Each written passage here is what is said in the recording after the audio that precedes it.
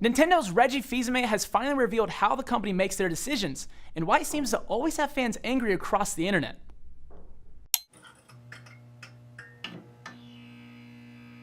I'm Will Strickland, welcome to Glitched. Recently, a writer for Mashable named Tina Amini was able to have an interesting interview with the president of Nintendo America on several different topics, ranging from the sales figures of the Nintendo Switch to customer satisfaction. It's always cool to see Fils-Aimé in this setting since we typically only see him during scripted Nintendo Directs or other press events. The interview began with a discussion about how the constant criticism from fans online influenced the company's decision-making process, or rather, how it doesn't. Just think about the backlash after Nintendo revealed Metroid Federation Force at E3 2015. It was full-blown Armageddon. Petitions were started to cancel the game, people were promising to boycott Nintendo, and plenty of others said they had no intention of even giving the game a chance. And why is that? Because Metroid fans have long asked for a new Metroid Prime installment. Instead, they got something they felt like the Metroid name was slapped on it just to sell copies. Come E3 2017, not only does Nintendo announce Metroid Samus Returns for the 3DS, but they also confirm that Metroid Prime 4 is in development. So why did Nintendo just sit back and take the punches following Federation Force's reveal instead of telling fans what they wanted to hear? Fils-Aimé said, quote, "The fans should know that we are not a company that's sitting in a little ivory tower and not thinking about all of these dynamics. We're a company that likes to keep our information very close to the vest and announce information when it's ready and when all the elements are fully fleshed out." Later in the interview, he added, quote, "Telling someone about a game that's 4, 5, 6 years away from actually launching just doesn't make a lot of sense to us." This seems like a very wise strategy, and as Amini writes in her article, Nintendo has been known for wanting to control the marketing strategy from the start. Part of that requires the announcement of games only when they're ready, even if torches and pitchforks can be seen in the distance. The reason Nintendo is so particular about when and how they announce things is their love for surprises. Fils-Aimé said, quote, "We love to surprise people.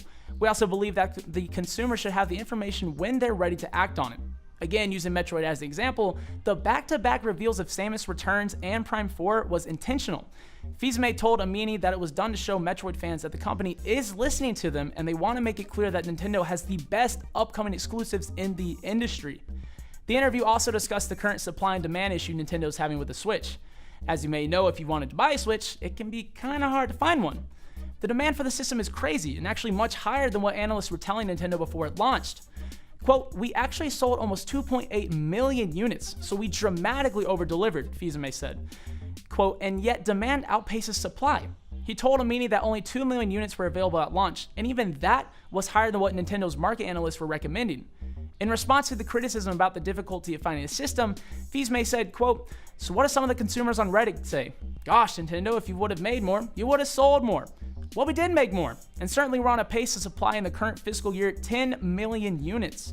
So even though it may not always seem like Nintendo has the most consumer-friendly policy, it's clear now that they do keep an ear to the ground." Amini points out that the lack of perceived engagement between the company and their consumers can be partially blamed on Nintendo's PR policies. She wrote, quote, "Nintendo is notorious for no commenting most of these rumors, so fans have nothing but their imaginations and Nintendo's history to play off of. There may be several legit things you can criticize Nintendo for, but you've got to give them credit for having thick skin. Even while taking all that flack for Federation Force, they knew Metroid Prime was coming soon. They just stuck it out and announced it when they felt the time was right. You've got to applaud a company that sticks to their guns, especially when it ends with one of the biggest surprise announcements of E3 2017. Do you think every move Nintendo makes is thought out and calculated, or is Reggie just trying to cover for the company? Let us know in the comments down below. Remember that you can like and subscribe to stay up to date with all your gaming news. This is Glitched. I'll see you next time.